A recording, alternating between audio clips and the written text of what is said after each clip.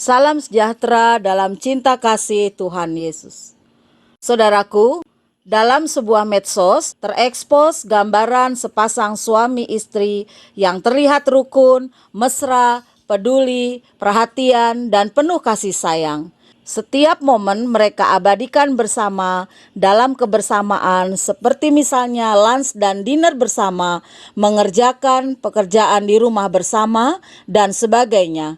Belum lagi kemesraan mereka yang mereka posting seperti bergandengan tangan, berpelukan, cipika-cipiki, sampai-sampai mereka memposting foto-foto mereka di kamar tidur mereka. Dan tujuan dari sang suami adalah agar mendapat like sebanyak-banyaknya, mendapat follower yang banyak, serta mendapat komen ataupun juga puji-pujian yang baik yang menggambarkan kepedulian dan kasih sayang seorang suami terhadap istrinya. Saudaraku, semua yang dilakukan oleh sang suami itu agar terkenal dan disanjung-sanjung sebagai suami yang peduli, penuh kasih sayang terhadap istrinya, sedangkan sang istri membutuhkan sebuah perhatian dan kasih sayang yang tulus ikhlas, bukan sebuah pencitraan.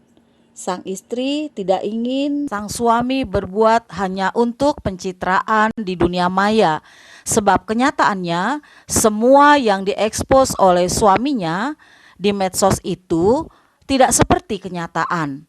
Sang istri tidak membutuhkan suami yang sempurna di medsos, tetapi sang istri membutuhkan perhatian dan kasih sayang di dunia nyata.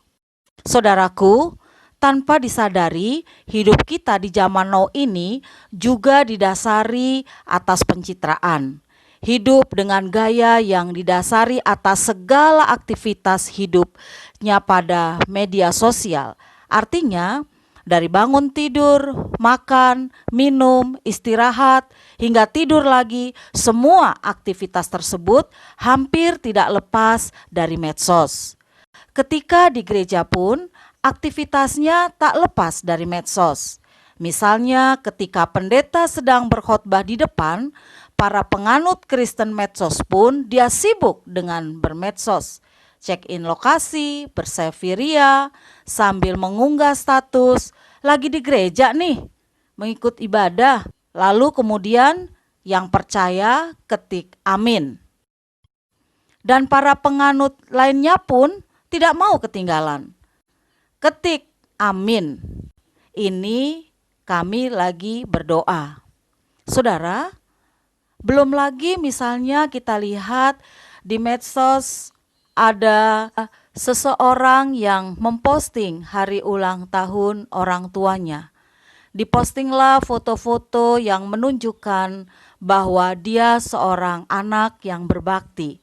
Misalnya diposting foto ketika dia mencium pipi orang tuanya, menyanyikan lagu selamat ulang tahun, tiup lilin, kue ulang tahun, dan masih banyak lagi yang menggambarkan sesuatu atau situasi yang seolah-olah baik, seolah-olah benar, dan sebagainya. Padahal belum tentu semua yang ada di medsos tadi, semua yang diposting di dalam medsos tersebut tidak selamanya benar sesuai dengan kenyataan hidup yang real atau yang nyata. Semua hanya untuk pencitraan dan penuh kepura-puraan.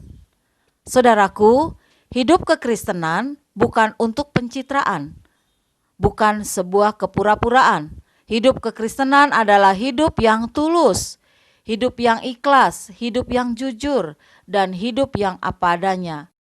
Mazmur 25 ayat 21 mengatakan, ketulusan dan kejujuran kiranya mengawal aku, sebab aku menanti-nantikan Engkau.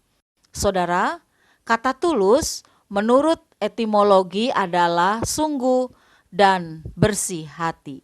Benar-benar keluar dari hati yang suci.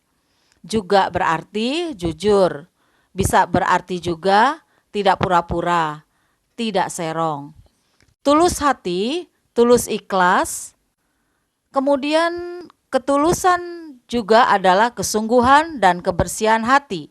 Ketulusan menciptakan kerelaan, integritas, mutu atau sifat atau keadaan yang menunjukkan kesatuan yang utuh, sehingga memiliki potensi dan kemampuan yang memancarkan kewibawaan, kejujuran, kesucian. Saudara, orang tulus adalah orang yang mengasihi Tuhan tanpa syarat, yang dalam melakukan segala sesuatu tidak akan menuntut upah.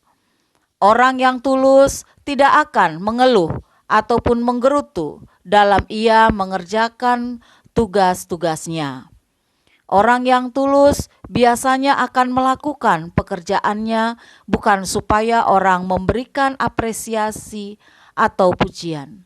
Orang yang tulus selalu mengerjakan pekerjaannya dengan penuh syukur, sebab ia mengetahui arti hidup bersyukur adalah hidup untuk memuliakan Tuhan, Sang Pemberi kehidupan. Saudaraku, bagaimana hidup saudara? Hidup yang tulus atau hidup yang penuh pencitraan? Tuhan memberkati.